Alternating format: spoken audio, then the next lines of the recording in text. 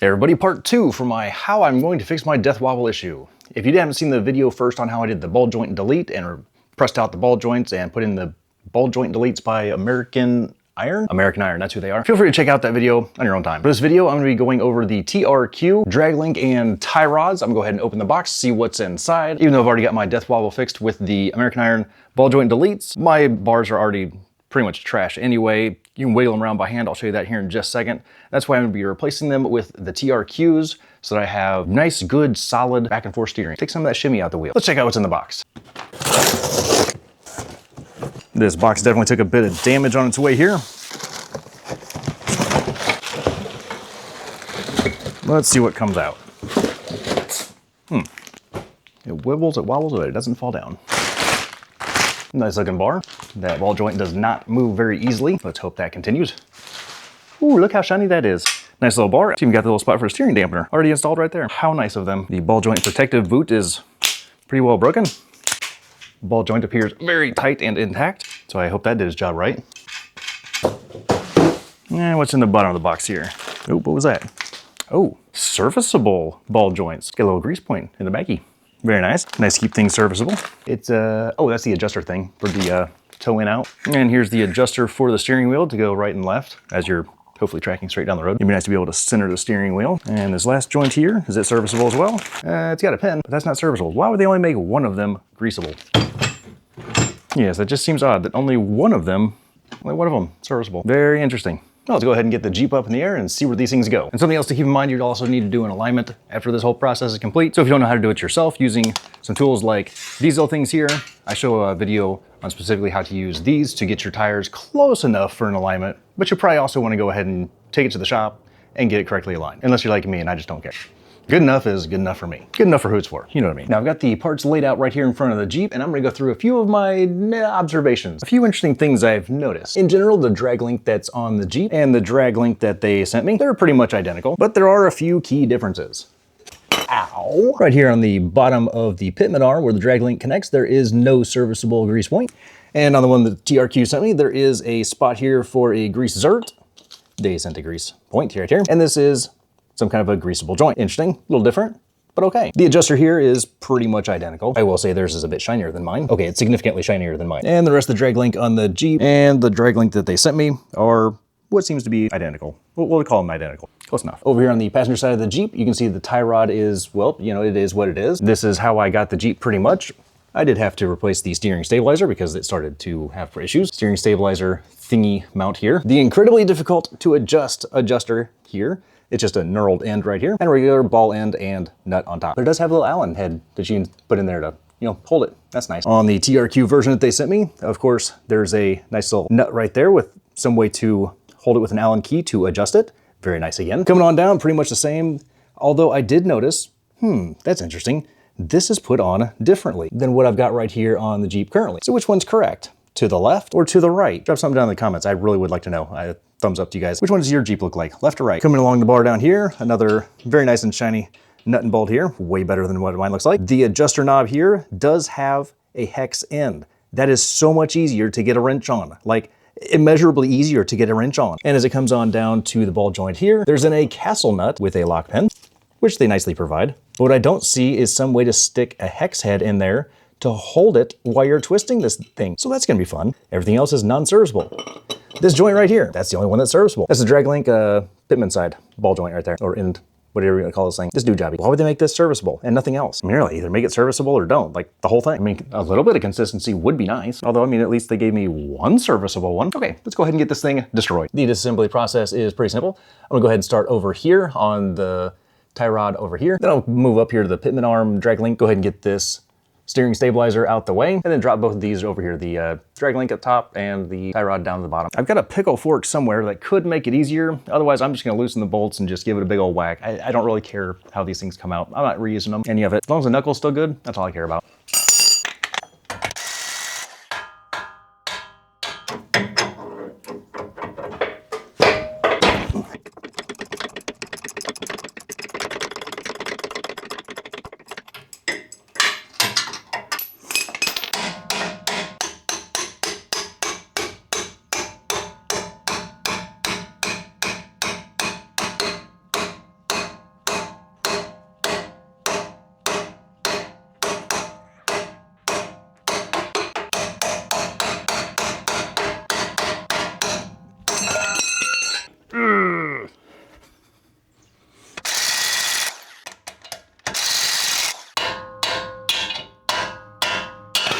Yeah. Oops, forgot one. And unfortunately, I know the guy that did this. And I'm pretty sure he only put this thing on hand tight. Oh, what a jackass. Oh yeah, we know who that guy was though. There we go. All right, let's go ahead and get these things down, measured and compared, and throw it all back together. Okay, so I went ahead and laid everything out right here. We go ahead and assemble this bar first, and then of course the most important thing, because it's steering, you want to make sure that those things are the right length. So I've got this handy and tape measure here. I'm gonna try and measure from one end to the next to try and get these things centered and straight up as much as possible when measuring from end to end, so I can transfer those measurements to the new bar. Let's see how this goes. And the somewhat really cool thing about this is a reverse thread here. So lefty tighty, righty loosey. So we got there we go. I sure hope that thing's supposed to be bent. Nope, that's threading on sideways. Let's try that differently. Cross-threading this would be bad. Yeah, let's just pull these things off. There we go. And lefty tighty. All right, I think I finally got that kind of on there straight crookedish. Just put it on there a couple threads, maybe 3. And then I'm going to put this on with the correct righty-tighty, lefty-loosey. These things are really fun to try and get started without getting it cross-threaded. All right, there's 1. We're gonna call that 2. We're gonna call that 3. So hopefully that's not too crooked. Yeah, it might be a little crooked. Oh man, I forgot to put on those brackets. Oh. Okay, let me do this again. The only thing more fun doing a job once is doing it twice, right? I'm honestly wondering if it might be a little bit easier to tighten this thing on if the threads were a little bit more closed up so it doesn't quite cross-thread as easily. But where's the fun in that? I'm gonna try it though. Let me go ahead and figure out what size these are, get these things tightened up just a little bit, and then I'll feed this thing through. Kind of like this. I'm just gonna do it anyway. It's good enough. It's close enough. Is that 3? Yeah, let's go 1 more. We'll call that 3. Let's get these things tightened up just a little bit. Yeah, it looks like a 17 and a 19. No, not a 19. 3/4. 17 and 3/4. That's what fits. Just hand crank these things down a little bit. That should be good. Now I'm gonna go ahead and get the measurement from this post to that post, so I can transfer the measurements to here. And this is gonna be very scientific because I'm gonna go ahead and have to do this again. Mine looks to be just about we'll call it an 1/8 of an inch short of 41. I already know I'm gonna have to mess with the steering wheel angle to get this thing exactly right. So close enough is good enough for me. And currently I'm at about 44. So it looks like I've got some room to go. Right at 44. Let's go ahead and crank this thing on here. Take a screwdriver, shove it in here, and then just start spinning. I'm not gonna do this on camera because this is gonna look really weird, but you can look weird too if you do this. Now, if by chance you do have a bench vise or something that you can clamp this thing to, it is gonna make this a whole heck of a lot easier. Let's make sure we're going in, not out. Oh, those reverse threads got me messed up. So if you put it on the bench vise like this, you can then take a screwdriver and put it in here and then just crank it around. I went ahead and made a mark halfway into the center so I knew about where it was, measured the old bar to see about how far it was going in here, also measured to make sure that this was the same. So then I could measure here and get a rough distance for what's about right. I'm of course gonna double check from end to end, maybe. And this way, instead of just cranking against the floor, you can actually put a wrench on here if you want, put a screwdriver in there, give yourself as much advantage as you can. And of course, once the going gets tough, if you don't have a wrench to put on here, you can go ahead and grab some vice grips like I did, or not. You know, it's your truck, do what you want. Ah, crap, I did it again. The only thing more fun than doing a job twice is doing it 4 times. Aren't you glad you watched my show so that you can know how exactly to screw this thing up all on your own, or how not to? Well, that was fun. Learn from my mistakes. Best I can say. Let's try this a 5th time. 6th? What number are we on? Just keep cranking, just keep cranking, just keep cranking, just keep cranking. The other thing I'm gonna do is go ahead and measure this because I know that I've got about 2 inches to go, and I'm at 1.5 inches. More crank we go. And now the whole thing's starting to spin. Go ahead and use my screwdriver here to try and keep this thing steady and keep cranking. I'm starting to look at those claw hammers and wonder if that would have been easier to stick in here, because this is kind of starting to hurt my forearm just a little bit. All right, let's go ahead and give us a measure, see where we're at. There we go, close enough. I'm gonna double check my measurements and move on to the next bar. Do a real quick measurement again on this, I believe is what, 40? I think it was 40. Yep, 40, and we got some nuts on there. Well, it says 40.5. Guess I shouldn't put those on there just yet. Now I've got this at just over 40, not quite 40.25. Not quite 40.25, so I'm gonna go ahead and just leave it like this. Once it gets on there, of course the steering wheel is gonna be off and I'll have to readjust that, which is super simple. It's just cranking this thing down even more. It's just a lot easier once you can actually put it on the vehicle and not have to fight one end over the other or cranking it on the vise. At least I hope so. Let's put these things back on. Now, this bar. I went ahead and lined them up, and the first thing I noticed is that this post here is pretty much in the same exact spot, so I'll leave it. That may need adjusted later, depending on if we have some issues going from full lock, right or left. This may need to get adjusted up or down just a pinch. General curve of the bar seems to be about the same, and these seem to be in the same spot. So again, this is gonna have to get reverse threaded on. So righty loosey, lefty tighty. And this is going in so much easier than the other side. And I can see on this, it's only got about 4, maybe 5 threads exposed. So I'm gonna go ahead and do the same exact thing here. That should be about good. Yeah, we'll call that good. Maybe like that. That's good. And it appears this thing's pretty much slammed in there because you can't even see any threads off the collar. Well, I can't anyway. I'm not sure if you can.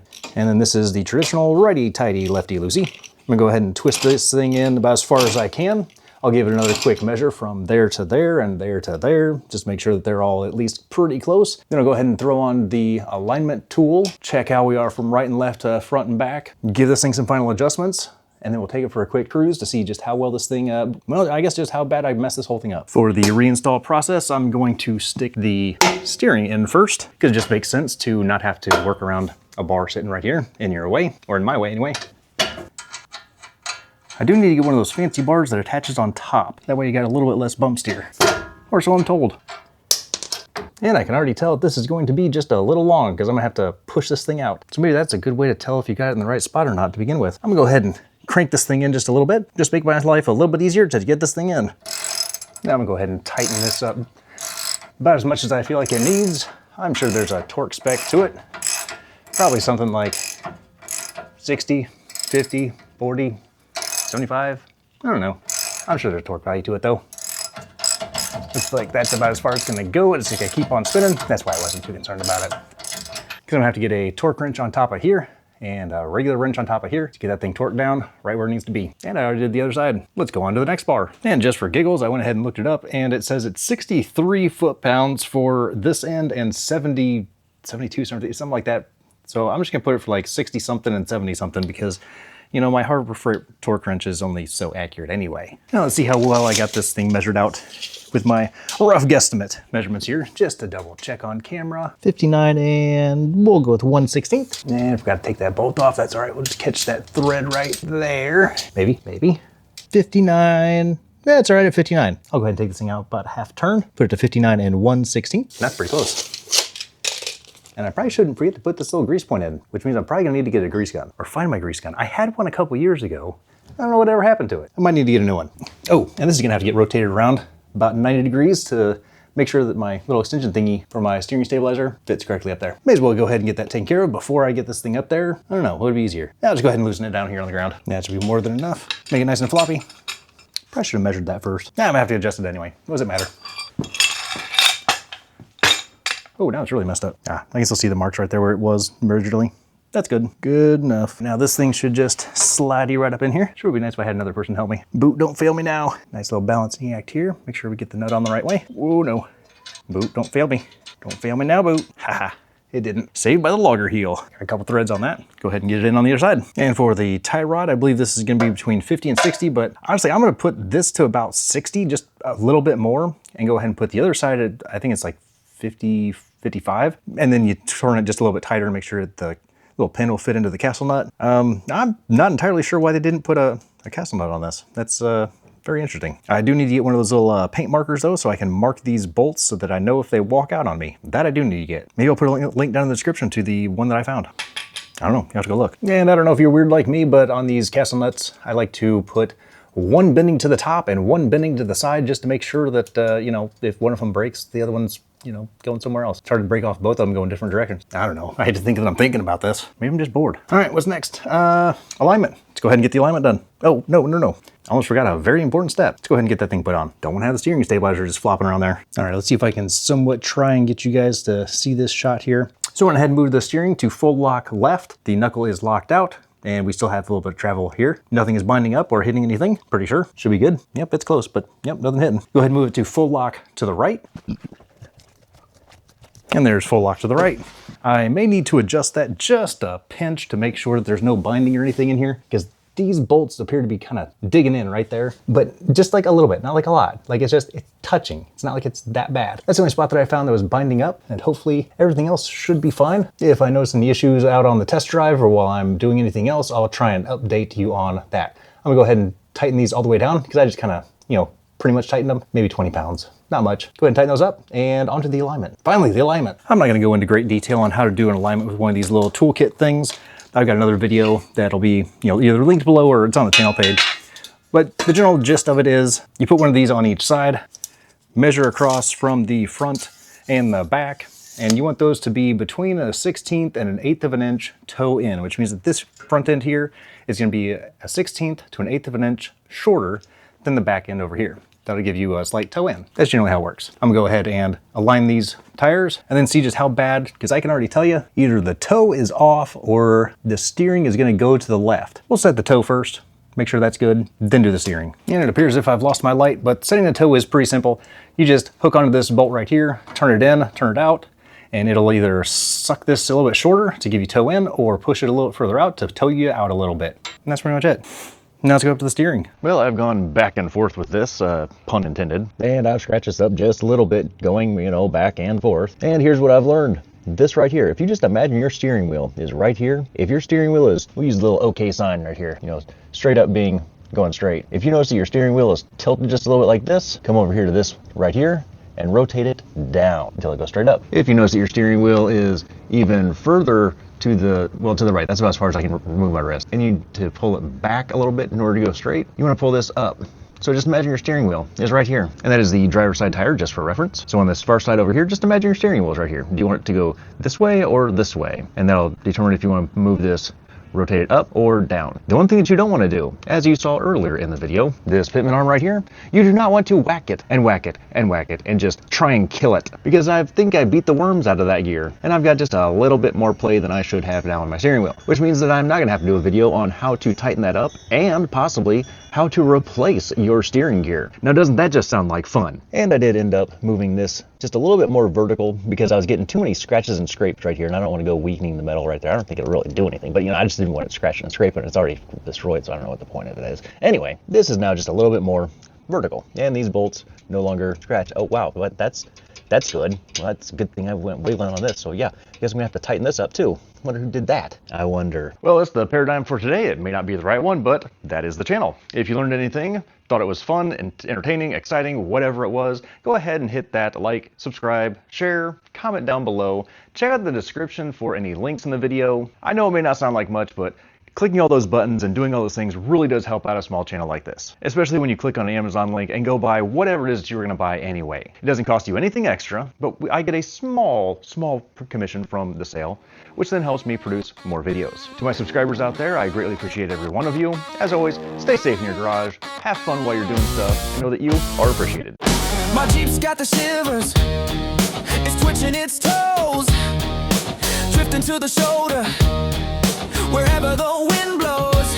The steering's loose, the death wobble sings. Time for new Draglinks and all the things. Throughout the instructions, who needs that chatter? I'll figure it out, confidence won't shatter. I'm down on the concrete, tools in the grime. I know I'll get it done, but I'll spend too much time. I got that confidence, yeah, it's clearly wrong, but I'll just hit it harder and drag this thing along.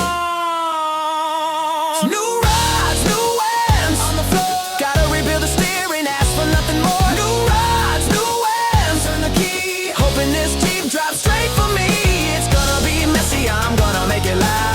Get this beast standing out from the crowd. Don't have a puller, tool collection bleak. Grabbed the big hammer, heard the metal squeak. Tie rod came off sideways, scraped up the knuckle. Guess my careful plan crumbled like a buckle. Put the bar on crooked, then cross-threaded the nut. Had to stop, stare at it like a punch in the gut. I'm down on the concrete, tools in the grime. I know I'll get it done, but I'll spend too much time. I got that confidence.